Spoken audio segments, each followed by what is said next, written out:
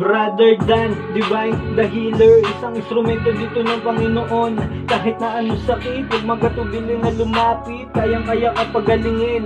Mas mabisa ang gamutan, mabilis lang gagaling kapag malakas ang pananampalataya, iyong paniniwala sa Diyos. Oo, yan ang ating unang isa puso, walang imposible pag sa Kanya nagtiwala.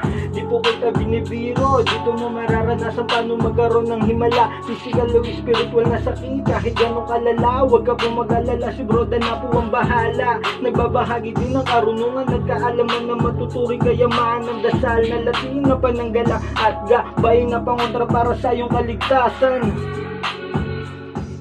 Mula yung likod, Brother Dan, kung magising niyo ng munting kalaman o tungkol sa orasyon pangkaligtas sa panganib, narito pong orasyon.